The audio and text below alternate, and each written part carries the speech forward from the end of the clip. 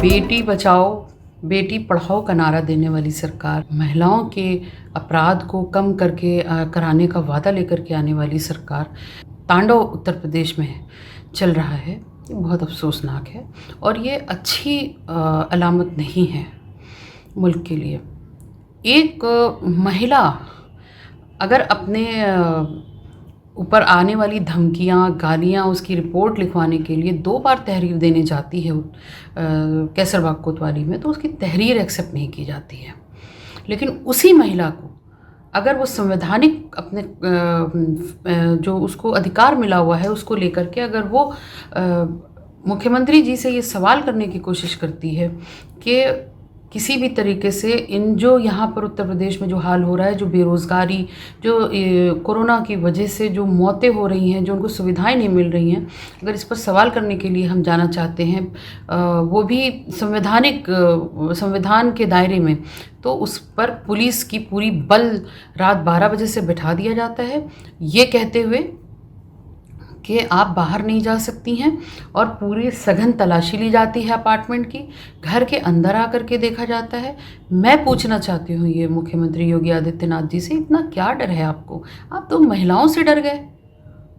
आप ये नहीं सोच रहे कि ये इस देश की और इस प्रदेश की बेटियां हैं, ये अपने हक के लिए आपसे सवाल करेंगी। दूर से खड़े होकर हम सांकेतिक खाली थाली बजाते कि साहब आपने थाली बजवाई थी ये कह के कि 21 दिन में कोरोना ख़त्म हो जाएगा, लेकिन उस थाली के अंदर जो खाना था वो भी अब ख़त्म हो चुका है। उस खाली थाली को बजा के आपको नींद से जगाने की कोशिश थी।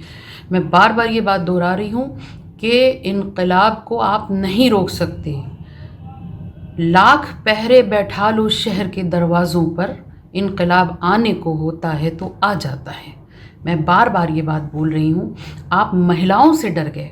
आप ये नहीं सोच रहे हैं ये बेटियां आई हैं, अगर यहाँ पर आकर के ताली बजा करके अपने गम गुस्से का इजहार करती, अपनी तकलीफ़, अपनी चीखें बताती जो घर की 4 दीवारी के अंदर उनके हैं, जो वो सुन सुन के उनके कान फटते हैं, बच्चों की चीखें भूख के मारे, बुज़ुर्ग बिना दवाइयों के मर रहे हैं, कितने लोग कोरोना से ग्रस्त घर में पड़े तड़प रहे हैं, तो आप उस तकलीफ़ को सुनने के उसमें भी नहीं हैं।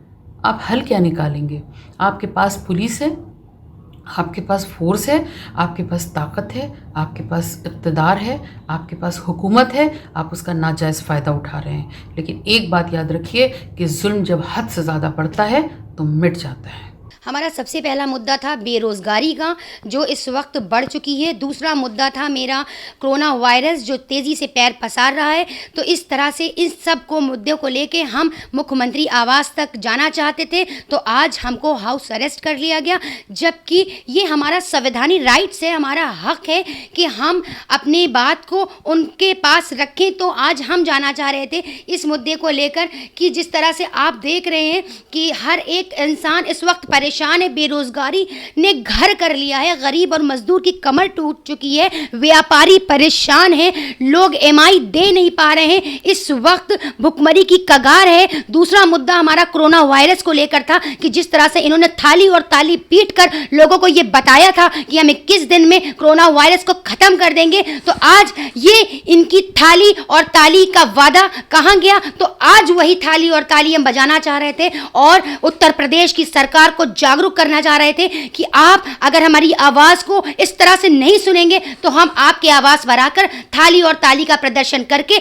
आपको जागरूक करने की कोशिश करेंगे। तो हमें ये एहसास दिलाना है गवर्नमेंट ऑफ इंडिया को और उत्तर प्रदेश की सरकार को कि देखिए इस तरह से आप कोई भी किसी भी तरीके की सहायता नहीं कर रहे हैं, अस्पतालों में सहायता नहीं दी जा रही है और कोविड-19 वालों को पेशेंट के टेस्ट नहीं हो रहे हैं। तो इस तरह की आपकी जो लापरवाहियां हैं वो सामने आ रही हैं। उन लापरवाहियों को लेकर, उन सब मुद्दों को लेकर हम मुख्यमंत्री आवास जाना चाहते थे और थाली और ताली बजाकर ये प्रदर्शन करना चाहते थे सोशल डिस्टेंसिंग के उससे कि आप मेरी आवाज़ को सुनिए, आपको सुनना पड़ेगा क्योंकि ये हमारा राइट है, हमारा संवैधानिक हक है। लेकिन आज इन्होंने धारा 144 लगाकर हमारे ऊपर हमको नोटिस पहुंचाकर और हमारे घर में भारी तैनात पुलिस कर्मियों की जमावड़ा लगाकर ये साबित कर दिया कि आप एक महिला पर जोर और दबाव बनाने की कोशिश कर रहे हैं। लेकिन ये सुन लें, हम आपसे डरने वाले नहीं और हम बिल्कुल जुल्म के खिलाफ आवाज़ उठाते रहेंगे